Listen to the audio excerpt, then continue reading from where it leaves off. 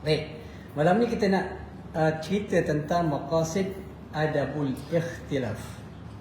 Maqasid ataupun tujuan kenapa Allah SWT mensyariatkan adab ataupun kaedah apa yang kita perlu lakukan ataupun perlu elakkan bila adanya sebarang ikhtilaf. Ikhtilaf artinya apa dia tuan-tuan? Percanggahan pandangan ataupun perbezaan pendapat antara satu sama lain, sama ada sesama Islam ataupun dengan yang bukan Islam. Baik tuan-tuan dan Allah SWT, secara umumnya kalau kita cerita tentang ikhtilaf, perbezaan pandangan ataupun perbezaan pendapat, dia adalah satu perkara yang dianggap sebagai fitrah. Fitrah apa dia tuan-tuan? Fitrah artinya benda semula jadi, benda yang sebati dengan kita, sebati dengan kehidupan kita. Hari-hari pun kita ada ikhtilaf, berbeza pandangan. Ya, berbeza pandangan ni boleh berlaku di mana-mana saja. Okay, kita di surau ni pun ada perbezaan pandangan, ada tuan-tuan. Okay, kita dengan isteri kita ada perbezaan pandangan, ada. Kita dengan anak kita ada perbezaan, ada perbezaan. Ya, guru dengan murid ada perbezaan pandangan, ada. Okay. Kemudian yang lebih jauh, kita pergi antara rakyat dengan pemerintah, ada perbezaan, ada perbezaan. Jadi perbezaan ini satu perkara yang lumrah, yang pasti akan berlaku. Kadang-kadang setiap hari berlakunya ikhtilaf, perbezaan pandangan di antara kita. Kenapa berlakunya ikhtilaf? Mudah ya tuan-tuan, sebab setiap manusia tak sama. Cara fikir tak sama, cara hidup tak sama, pendidikan tak sama, dan cara dia dia dididik oleh mak ayah dia pun tak sama, kan? Ada miskin, ada kaya, ada cerdik, ada tak berapa cerdik, ada yang pendidikan, ada yang kurang pendidikan. Jadi semuanya ini tuan-tuan, dia akan mempengaruhi pandangan kita. Dia akan mempengaruhi pandangan kita. So bila mempengaruhi pandangan kita, mungkin cara orang yang berpendidikan berfikir tak sama dengan orang yang kurang pendidikan. Contoh, orang kaya fikir lain, orang miskin fikirnya lain. Okey, jadi itu perkara yang lumrah yang memang Allah Taala jadikan manusia ni memang macam tu. Dan ini sebenarnya adalah satu tanda kekuasaan Allah Subhanahu Wa Taala. Allah Taala itu maha bijak. Allah Ta'ala tak buat satu pattern je. Walaupun Allah Ta'ala boleh jadikan manusia ni satu pattern je. Pattern yang mana? Yang pertama, beriman semua. Boleh Allah Ta'ala buat? Boleh. Itu kekuasaan Allah Subhanahu Wa Ta'ala. Boleh tak Allah Ta'ala jadikan semua manusia kufur? Boleh. Tapi Allah Ta'ala tak jadikan macam tu. Allah Ta'ala jadikan manusia ni berbagai-bagai. Bangsa pun berbagai, agama pun berbagai, akhlak, peribadi dan sebagainya, semuanya berbeza-beza. Jadi itulah di antara punca kenapa kita hari ini akan ada ikhtilaf, perbezaan pandangan dalam berbagai-bagai sudut, dalam berbagai-bagai perkara. Dalam Al-Quran Allah SWT menyebutkan, auzubillahi minasyaitonir rajim, walau syaa rabbuka laja'alan nasa ummatan wahidatan wa la yazaluna mukhtalifin. Kalau sekiranya Allah Ta'ala, Tuhanmu menghendaki, nescaya Dia menjadikan manusia satu umat sahaja, beriman semua. Kalau Allah Ta'ala nak buat, tetapi tidak. Allah Ta'ala jadikan manusia ni sentiasa berselisih pendapat. Sejak zaman Nabi SAW, kita tengok bagaimana Nabi SAW berhadapan dengan pandangan yang berbeza. Nabi SAW membawa tauhid kepada Allah, musyrikin bawa kepada kekufuran, penyembahan berhala, penyembahan sesama manusia. Itu yang berlaku, khilaf yang sangat besar. Yang berlaku di zaman Nabi SAW, zaman juga dengan zaman-zaman sahabat, zaman Abu Bakar radhiyallahu anhu. Bila Nabi SAW wafat saja, berlaku khilaf yang besar. Apa khilaf dia? Ramai yang tak nak bayar zakat. Khilaf besar sehingga Abu Bakar radhiyallahu anhu memerangi mereka. Orang Islam tu tak nak bayar zakat. Khilaf tak? Khilaf tuan-tuan. Banyak khilaf yang berlaku. Jadi Islam bila melihat ini yang suatu benda yang akan berlaku dan Allah Taala memang mencipta manusia memang begitu. Jadi Islam tidak membiarkan, artinya Allah Taala tak biarkan manusia itu terus tenggelam dalam perselisihan pandangan. Jadi Allah Taala letakkan dia punya cara-cara, kaedah-kaedah dan bagaimana nak mengatasi masalah ini. Perpecahan sebenarnya tuan-tuan, perselisihan sepatutnya tidak membawa kepada perpecahan. Yang menjadi masalah sekarang ni, bila kita bercanggah pandangan, kita berpecah, kita berbalah, kita berperang tuan-tuan. Walaupun tak perang senjata, kadang-kadang perang mulut. Perang mulut berlaku selalu tuan-tuan. Ini yang tak bagus. Ini yang tak bagus. Yang kita nak walaupun berbeza pandangan, tetapi kita boleh duduk bersama untuk berbincang suatu benda yang tak bercanggah. Sebab dalam hidup kita ni tuan-tuan, takkanlah semuanya bercanggah. Takkanlah semuanya berlainan pandangan. Kita duduk rumah tuan-tuan dengan isteri kita. Semua tak kena ke? Yang kita buat tak. Yang isteri kita semua buat tak kena ke? Tak. Ada masa kena, ada masa tak, ada masa kena, ada masa tak, ada masa bercanggah, ada masa tak bercanggah.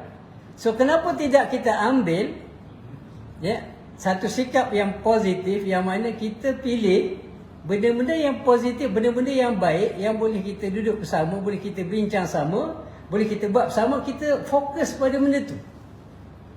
Yang bercanggah tu tak tepi, masing-masing berpegang dengan pandangan sendiri. Contohnya contoh yang mudah tuan-tuan, kadang-kadang percanggahan di antara suami isteri. Bab simple je, bab raya tuan-tuan. Ada setengah isteri, dia dah buat keputusan siap-siap. Abang, setiap tahun raya puasa mesti di rumah keluarga saya. Contohnya. Suami pula tak bolehlah macam tu. Abang ni keutamaan adalah mak ayah abang, tapi tak apalah, kita gile-gile, kita rotate. Boleh tak? Tak boleh bang. Tak boleh bang, susahlah ni. Macam mana nak buat tuan-tuan? Kalau tuan-tuan berada di tempat itu, suami isteri nak macam tu. Ini masalah khilaf yang kadang-kadang benda yang macam ni boleh menyebabkan berlakunya perceraian tuan-tuan. Sebab raya punya pasal boleh bercerai. Jadi macam mana? Apa sikap dia? Sikap dia sama ada suami itu dia kena mengalah, sama ada dia tu kena pujuk mak dia, keluarga dia, minta maaf lah isteri saya ni, mak, ayah memang tak makan dia, pujuk lah. Kalau saya berkeras juga, tak nak balik juga, tak nak ikut dia, harus bercerai, contohnya lah. Maka suami berfikir dengan cara yang lebih matang, maka suami kata tak apalah, mak dia pun okey, boleh tolerate, ayah dia pun boleh terima, okey tak apalah, raya haji engkau baliklah kat rumah kami, contohnya. Selesai masalah, selesai masalah. Kalau boleh, orang kata give and take lah. Kita tolerate dalam benda yang tidak bercanggah dengan hukum-hukum Allah Subhanahu Wa Taala. Tetapi kalau semuanya keras, isteri kata saya mesti balik, abang mesti balik rumah keluarga saya raya puasa setiap tahun, tak boleh miss. Suami dia kata pula tak, macam-macam mana pun sekurang-kurangnya kita buat rotation sekali, mesti balik rumah keluarga saya. Dah bertentangan tuan-tuan. Jadi kalau salah satu pihak tidak boleh mengalah dan tak boleh maknanya duduk berbincang, memahami antara satu sama lain, maka akan jadi memberi kesan yang besar. Jadi percanggahan dia akan berlaku kalau sekiranya ada pihak-pihak yang tidak boleh tolerate, ada pihak yang tidak boleh bertolak ansur. Jadi bertolak ansur ini adalah salah satu kaedah, cara tuan-tuan, untuk kita elakkan berlakunya perbalahan ataupun perbalahan dan juga perseteruan di antara satu sama lain. Kita sebutkan tadi tuan-tuan, mata Allah SWT, bahawa Allah Ta'ala memang menjadikan manusia berbeza. Bahkan khilaf kita sekarang ni, selain daripada khilaf di antara umat Islam, sesama umat Islam, kita juga ada khilaf yang besar dengan orang yang bukan Islam. Itu khilaf hakiki tuan-tuan. Perbezaan yang hakiki. Perbezaan yang melibatkan apa dia? Akidah. Kita bercanggah dengan orang bukan Islam kerana akidah kita. Walaupun kadang-kadang orang Islam, orang yang bukan Islam ni perangai bagus, baik, suka bantu orang, tak buat kacau, tak buat masalah. Tapi satu perkara besar yang khilaf dengan kita adalah akidah mereka, menjadikan mereka tidak beriman kepada Allah Subhanahu Wa Taala. Jadi bercanggah tak pandangan kita dengan pandangan mereka? Memang sentiasa bercanggah, tuan-tuan. Tapi ada tak benda yang kita boleh duduk sama bincang dengan orang bukan Islam? Ada, tuan-tuan. Benda-benda yang boleh memberikan maslahah kepada semua. Contoh, kita dalam satu komuniti, dalam satu taman lah contoh, tuan-tuan. Dalam tu ada Muslim, ada tak Muslim. Cerita pasal akidah, cerita pasal keimanan, memang kita akan sentiasa bertembung lah dengan orang bukan Islam. Cerita pasal agama kita, memang bertembung lah dengan orang yang bukan Islam. Contoh dalam satu kawasan lah, kawasan taman dan sebagainya. Tapi kalau kita cerita tentang kebajikan, contoh tentang keselamatan, bercanggah tak? Pada biasanya semua orang nak selamat, taman nak selamat. Okey, contoh. Cerita tentang apa lagi? Tentang pendidikan, contohnya. Semua nak pendidikan, semua nak pendidikan. Cuma kaedah pendidikan tu berbeza-beza, mungkin ada khilaf lah kat sana. Artinya masih ada perkara yang boleh kita duduk berbincang, bertukar pandangan, dan boleh selesaikan masalah ini dengan baik. Ada caranya. Bahkan perkara yang asas sekali pun kita bercanggah dengan bukan Islam, antara ada sudah akidahnya, mereka tidak beriman kepada Allah. Apa yang kita boleh buat dengan mereka? Untuk selesaikan masalah antara Islam tak Islam. Kita nak mereka beriman kepada Allah dan mereka tidak mau beriman. Pencanggahan, khilaf yang besar antara iman dengan kufur. Pencanggahan yang sangat besar, tuan-tuan. Tapi macam mana kita hadapi mereka? Adakah boleh kita nak maki hama mereka, nak menghina agama mereka, nak mencela agama mereka, nak merendah-rendah mereka? Jawapannya tak boleh, tuan-tuan. Walaupun mereka kafir, walaupun mereka orang kafir, tak boleh kita cela agama mereka, tak boleh kita kutuk maki Tuhan mereka walaupun mereka tidak beriman. Tak boleh, tuan-tuan. Dan jelas dalam Quran Allah Taala sebut, wala tasubbul ladzina yad'una min dunillahi fayasubbullaha adwan bighairi ilm. Allah Taala larang, tuan-tuan. Walaupun mereka itu tidak beriman, walaupun akhirnya kalau mereka mati dalam keadaan tidak beriman kepada Allah, tempat mereka dalam neraka, tuan-tuan. Tapi kita tidak boleh untuk caci mereka, untuk cerca mereka. Sebab apa? Allah Ta'ala sebut dalam ayat ini, janganlah kamu cerca benda-benda yang mereka sembah selain daripada Allah. Memanglah apa yang mereka sembah itu tak betul. Sembah tokoh, sembah contohnya berhala. Berhala tu boleh buat apa-apa tak? Tak boleh buat apa-apa. Kan? Kalau kita tengok cerita Nabi Ibrahim AS dengan Namrud, kan? Bagaimana Nabi Ibrahim pecahkan semua patung-patung berhala, yang dimiliki pada masa itu oleh orang kafir, kan? Akhirnya tinggal satu patung yang besar. Diletakkan kapak dekat patung yang besar. So boleh ditanya siapa yang memecahkan ni?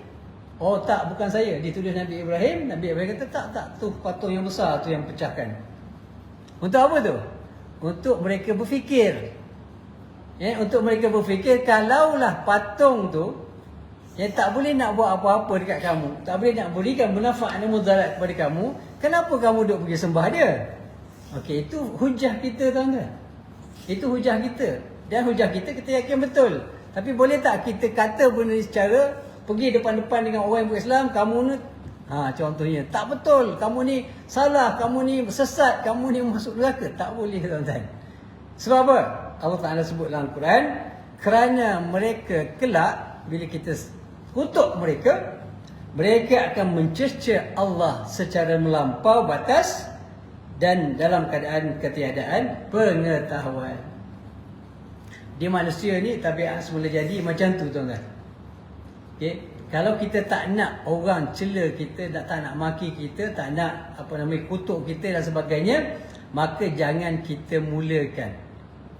Sebab itulah Allah Ta'ala pun dalam ayat ini mencegah kita daripada mencela dan mencerca ibadat orang lain. Sebab dia ada reaction dia. Dia ada tidak balas dia. Orang tak akan duduk diam tuan-tuan. Kalau orang maki, sumpah-sumpah seranah sebagainya, kutuk dan sebagainya, orang tak akan diam pada kebiasaannya. Kecuali lah kalau kita dengar atau kita berhadapan dengan orang yang memang hatinya sangat lembut, sangat pemaaf. Tak apalah, kutuk pun kutuklah, maki pun makilah, tak apa, sabar. Tak nak buat mani, tidak akan balas balik. Itu lain cerita tuan-tuan. Tapi kebanyakan manusia, bila kita kutuk, kita maki dia, dia akan maki kita balik. Sebab itulah, kalau kita walaupun kita yakin kita berada di tempat yang benar, kita masih lagi tidak boleh sebenarnya untuk mengutuk dan mengkeji orang lain. Al-Imam Syatibi berkata, al-ikhtilaf min lawazimit tabi'ah al-bashariyah. Macam kita sebutkan tadilah. Perbezaan pandangan adalah tabiat semula jadi manusia. Walakin syariah ja'at li dhabtihi wa tawjihihi, dan syariat datang untuk apa? Untuk mengawal dan membimbing. Jadi maksudnya tuan-tuan, tak salah tak salah kita bercanggah pandangan, sebab itu benda yang biasa. Macam saya sebut tadi lah, banyak punca kita bercanggah. Sebagai contoh, kita ambil sebagai orang Islam lah tuan-tuan. Kalau kita di kampung, saya dulu di kampung dapat ilmu daripada mana? Daripada tu imam kita lah, imam kampung. Kalau boleh pergi kat universiti, jumpa dengan orang tu, jumpa kumpulan ni, jumpa dengan Islam, kita pun dapat Islam melalui kaedah itu. Maka kita membesar pun dengan kaedah dan pemikiran yang kita belajar. Ada orang pergi pula jumpa kumpulan lain. Contoh saya buat contoh yang mudah lah tuan-tuan. Arwah ayah saya, dia kuat tabligh tuan-tuan. Dia kuat tabligh. Jadi kalau boleh, anak-anak dia semua nak ikut tabligh. Sebab apa? Sebab dia membesar dan juga dia dapat pendidikan, dia kenal Islam melalui tabligh contohnya. So dia nak kalau boleh anak dia semua tabligh. Contoh tuan-tuan. Jadi kalau dia bawa tabligh dan dia yakin dengan tabligh itu bagus, maka ikut dan follow. Dan dia alhamdulillah sampai akhir hayat dia pun meninggal dunia dalam tabligh lah. Dalam usaha untuk sebarkan Islam dan sebagainya. Tapi ada pula contoh. Contohnya pak saudara saya, almarhum Tok Guru Ni Aziz, dia dalam PAS contohnya. Dia dalam PAS. Dia membesar dalam PAS contohnya. Dia bercanggah tak? Bercanggah. Tapi alhamdulillah, oleh kerana masing-masing yakin dengan jalan yang dia bawa masing-masing, maka mereka bergerak dan tanpa ada bermasa muka, tanpa ada pertentangan yang jelas. Maknanya masing-masing, dia kata abang yakin dengan jalan abang, okey tak apa, jalan. Saya yakin dengan jalan saya jalan, tak ada masalah. Tapi jangan mengutuk antara satu sama lain, jangan menjatuhkan antara satu sama lain, jangan mempelekehkan antara satu sama lain, maka tenang dan aman. Masing-masing bawa Islam, tetapi kaedahnya yang berbeza-beza tuan-tuan. Jadi alhamdulillah, ini hubungan baik, tak ada masalah. Ini masing-masing sebab dia akan bercanggah tuan-tuan. Bila kita cara pendidikan kita berbeza dan juga kumpulan-kumpulan tertentu yang kita ikuti, dia akan membentuk fikrah kita, pemikiran kita yang berbeza. Jadi contoh kalau kita buat analogi macam ni tuan-tuan. Kalau kita berada di satu pihak, dan kita buat analogi dengan bisnes lah tuan-tuan, untuk mudah nampak. Bisnesmen yang bagus adalah mereka yang mahir tentang produk dia, mahir macam mana nak mempromosikan produk dia, mahir nak tarik orang supaya beli produk dia. Dan dia cerita semua kebaikan-kebaikan yang ada dalam produk dia. Itu bisnesmen yang bagus. Katalah dia jual ubat. Ubat apa? Ubat sakit jantung tuan-tuan. Dia buat satu formulasi, dia formulatekan benda tu, mana jadi banyak mujarab, alhamdulillah. Lepas dia buat, bisnes dah naik, tiba-tiba ada lagi orang buat produk yang hampir sama. Produk sakit jantung juga tuan-tuan. Dan formulasi pun lebih kurang sama, dan mujarab pun lebih kurang sama. Bila dia tengok ada persaingan, apa dia buat tuan-tuan? Dia buatkan lagi cerita tentang produk dia bagus. Dia condemn produk orang lain. Produk ni penipu, produk ni tak betul, produk ni scam, produk ni macam-macam. Produk ni kalau ambil akan memberikan kesan yang sangat negatif, yang boleh menyebabkan sakit yang lebih teruk contohnya. salah tuan-tuan kaedah berniaga macam tu. Ya? Sama juga hari ini kita berada dalam satu pihak contohnya.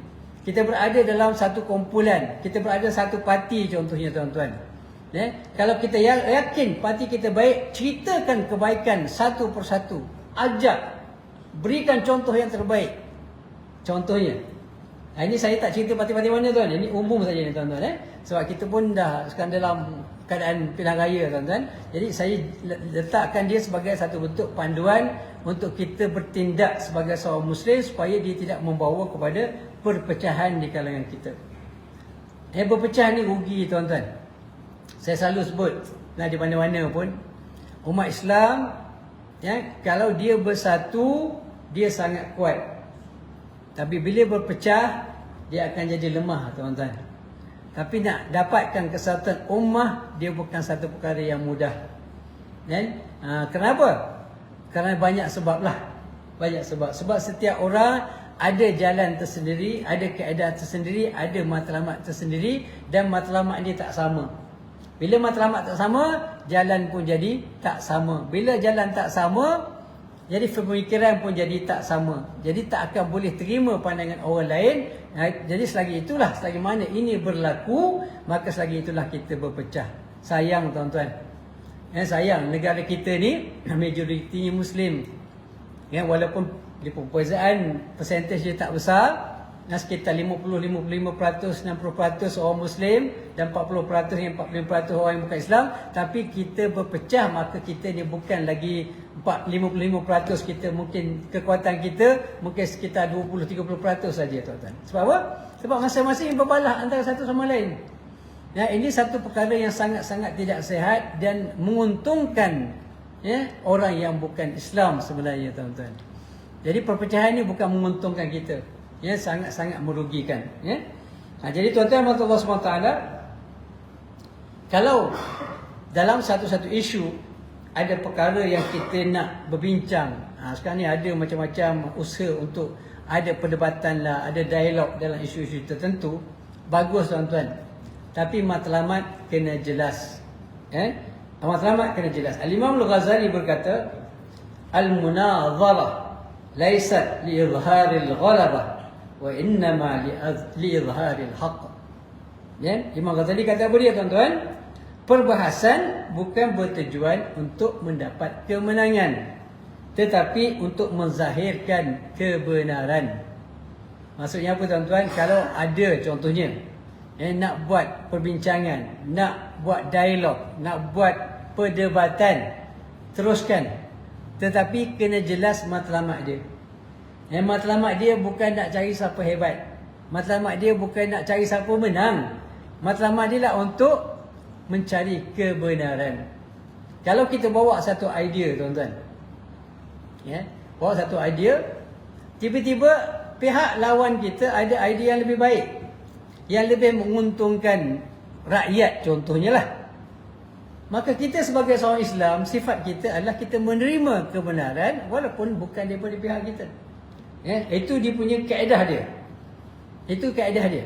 Bukan kita mempertahankan apa yang kita pegang walaupun dia salah. Sebab tu matlamat dia mencari kebenaran, bukan mencari siapa yang menang, siapa yang pandai berhujah. Tidak tuan-tuan. Itu apa yang disebutkan oleh Al-Imam Al-Ghazali. Baik tuan-tuan, Allah SWT, tadi kita jelaskan bahawa dalam hukum syarak ada sebab, ada tujuan kenapa diletakkan guideline, kenapa diletakkan adab-adab. Antaranya ialah ada pula ikhtilaf ni, tujuan yang maqasid adalah yang pertamanya kembali kepada apa yang kita sebut di dalam maqasid asy-syariah daripada daruriyat al-khamsah. 5 perkara asas. Apa 5 perkara asas tuan-tuan? Daruriyat al-khamsah. Yang pertama, hifzuddin, menjaga agama. Baik tuan, macam mana kita nak jaga agama? Kalau kita asyik berbalah antara satu sama lain. Macam mana nak fokus tenaga kita kepada menjaga agama kita kalau kita duduk balah antara satu sama lain? Tak boleh tuan-tuan. Sebab itulah dalam Al-Quran Allah Ta'ala sebut apa dia? ولا تنازعوا فتفشلوا وتذهب ريحكم. Ini amaran yang Allah Ta'ala bagi tuan-tuan pada kita. Jangan kamu berbantah-bantahan, jangan kamu berbalah-balahan antara satu sama lain, kerana ini akan menjadikan kamu lemah. Macam kita sebutkan tadi, lemah tuan-tuan kalau kita duduk balah aja, dan akan hilang kekuatan daripada kamu. Ini betul berlaku tuan-tuan. Kita boleh tengok depan mata kita akibat kerana perpecahan, perbalahan di antara sesama Muslim. Maka yang kuat sudah bukan kita tuan-tuan. Walaupun kita majoriti dalam negara kita, tapi kita jadi lemah. Ekonomi kita dah lemah tuan-tuan. Dalam politik pun kita mungkin akan jadi lemah bila kita berpecah. So kaedah dia macam mana? Carilah jalan, khususnya pada pemimpin-pemimpin kita, carilah formula macam mana untuk kita duduk bersama, bincang bersama, dan mempunyai matlamat yang sama, dan ketepikan perkara-perkara yang ada khilaf di kalangan kita. Macam saya sebut tadi, banyak perkara yang boleh kita duduk bersama sebenarnya, dan ketepikan benda yang kita tak boleh nak, orang kata tak boleh nak reconcile, tak boleh nak, orang kata nak satukan pandangan. Kita fokus kepada benda yang kita boleh bincang demi kekuatan ummah tuan-tuan. Dan itu yang pertama tuan-tuan. Jadi umat Islam, contoh kalau kita tengok hari ni, kalau sekiranya umat Islam ni menjadi majoriti dekat parlimen, umat Islam jadi majoriti di parlimen, contoh dapat 2/3, apa benda kita boleh buat tuan-tuan?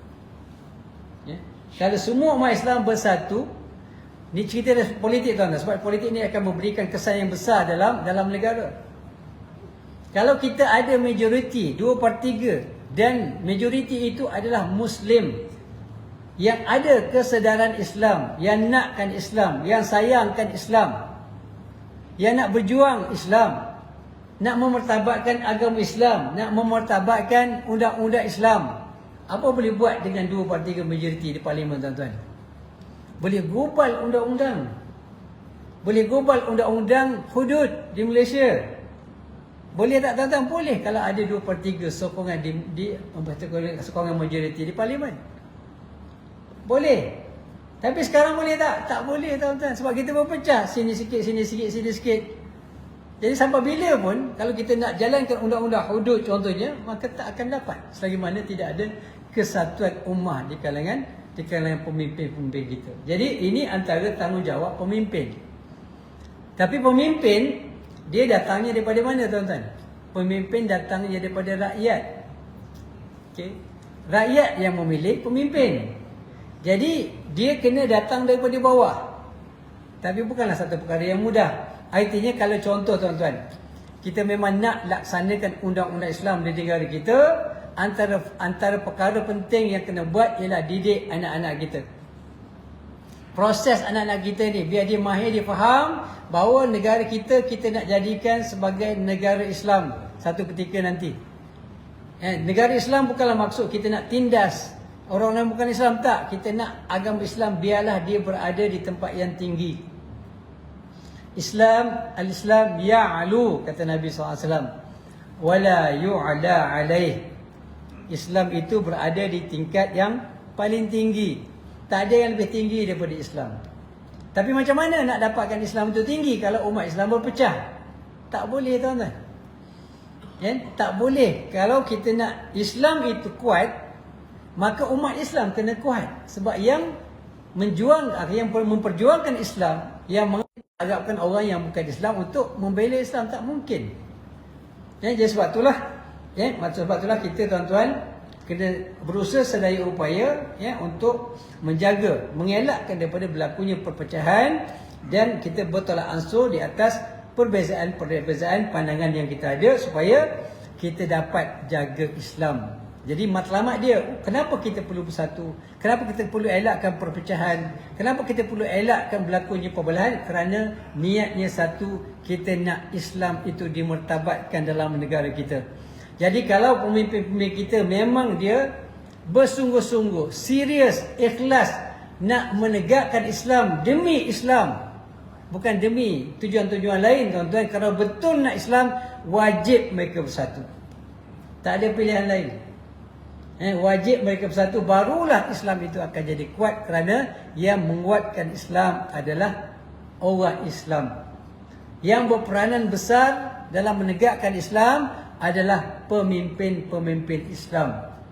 Kalau mereka ikhlas betul-betul, insya-Allah tuan-tuan, Islam dapat ditegakkan dalam negara kita. Sebab itulah antara maqasid yang utama ialah elakkan berlakunya perpecahan, perbalahan, kerana demi untuk menjaga agama, lihifzuddin, untuk menjaga dan memertabatkan agama kita tuan-tuan. Balik, selain daripada itu, maqasid yang kedua adalah hifzul ukhuwah. Walaupun benda ni tak disebut secara dalam maqasid syariah yang kita biasa dengar, tetapi ini juga antara satu matlamat penting yang perlu dijaga di antara umat Islam. Kenapa? Kerana Allah SWT berfirman, innamal mu'minuna ikhwatun fa aslihu baina akhawaykum. Sebenarnya orang mukmin itu bersaudara, maka damaikanlah di antara dua saudaramu. Tuan-tuan mata Allah SWT, kalau kita tengok dalam sirah Nabi tuan-tuan, antara perkara yang utama Nabi buat bila berhijrah ke Madinah, selain daripada baginda membina masjid, apa Nabi buat tuan-tuan?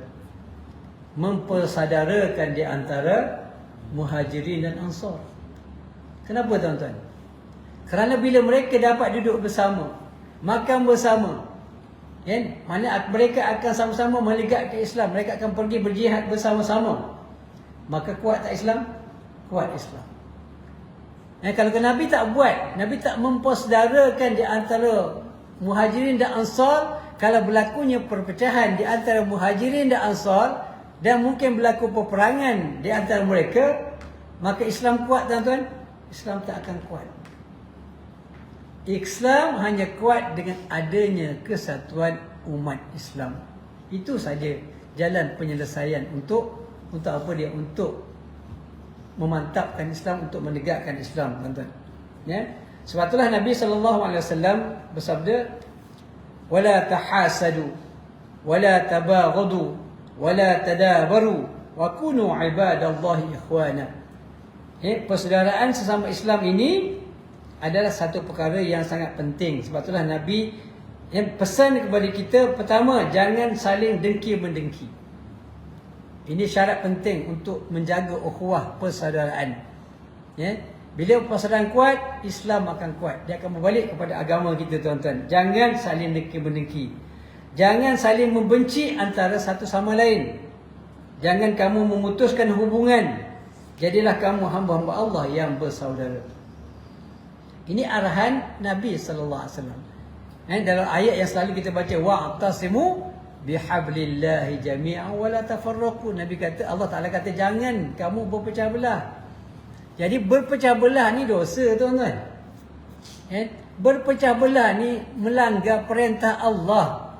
Allah kata jangan kamu berpecah belah. Ini larangan ni, maknanya an-nahyu lit-tahrim tuan-tuan. Bila Allah Ta'ala larang, wajib kita patuh, wajib kita ikut. Kalau saja kita cari jalan untuk berpecah, kita langgar perintah Allah. Bila langgar perintah Allah, kita bukanlah orang-orang tak akan langgar perintah Allah, walaupun hanya satu perintah, ataupun tidak akan langgar apa yang Allah Ta'ala larang. Jadi itu dia punya prinsip dia tuan-tuan yang perlu kita jaga. Selain daripada itu tuan-tuan, Nabi SAW juga berpesan, baik, bihasbi mri'in minasyarri an yahqira akhahul muslim. Ini perkara benda yang perlu kita jaga tuan-tuan. Bihasbi mri'in minasyarri an yahqira akhahul muslim. Apa maksudnya tuan-tuan? Cukuplah seseorang itu dianggap jahat. Cukuplah seseorang itu dianggap jahat apabila dia menghina saudaranya yang Muslim. Saya ulang balik tuan-tuan, supaya dia masuk dalam minda kita, supaya kita ingat, jadikan dia sebagai panduan. Ini hadis riwayat Muslim, hadis sahih tuan-tuan. Cukuplah seseorang itu dianggap jahat apabila dia menghina saudaranya yang Muslim. Walaupun kita mungkin ibadat kita banyak tuan-tuan, Kita baru balik haji, alhamdulillah, mudah-mudahan dapat haji mabrur, insya-Allah. Kan? Kita buat baik, surau tak tinggal, infak pun alhamdulillah bagus. Cuma satu je masalah kita. Kita suka menghina sesama Muslim. Nabi kata apa dia? Dia bukanlah orang yang baik. Ya? Bukan orang yang baik. Orang jahat. Ya? Orang jahat, tuan-tuan, walaupun banyak amal ibadah, dia tetap dianggap orang yang jahat kalau suka menghina saudaranya yang Muslim. Jaga, tuan-tuan. Ya, kita tak nak nanti bila berhadapan dengan Allah Subhanahu Wa Taala, maka Allah Taala tak mengiktiraf kita sebagai hamba-hambanya yang baik, tapi mengatakan kita, kamu adalah hamba yang jahat. Waliyahzubillah, tuan-tuan. Sebab itulah ada satu kisah di zaman Nabi sallallahu alaihi wasallam. Ada seorang wanita yang sangat baik, tuan-tuan, pada pandangan manusia. Kenapa baik? Malam-malam bangun ibadah, tahajud, baca Quran, taat sangat. Siang pula puasa, tuan-tuan. Ya, siangnya berpuasa. Cuma satu je masalah dia. Apa dia, tuan-tuan? Dia tak jaga mulut dia. Dia menyakiti orang itu, dia mengata itu orang itu, dia mengumpat orang itu dan ini. Maka kata Nabi, fa innaha finnar, tempat dia adalah dalam neraka. Hebat tak, tuan-tuan? Bangun semalam, bangun semayang malam-malam. Hebat, bukan senang orang boleh bangun malam-malam. Orang tidur dia bangun, beribadah, tahajud, solat sunat dan sebagainya, berzikir, selawat dan sebagainya. Di waktu malam, siang pula puasa. Tak ramai orang boleh buat, tuan-tuan.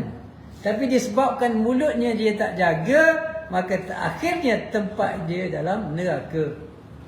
Waliyahzubillah. Jadi sebab itulah kita kena betul-betul jaga benda ni, tuan-tuan. Mudah-mudahan apa yang kita lakukan itu mendapat redha Allah Subhanahu Wa Taala. Baik, selain daripada itu, di antara maqasidnya juga, kenapa perlunya kita beradab bila ada berlakunya percanggahan, adalah untuk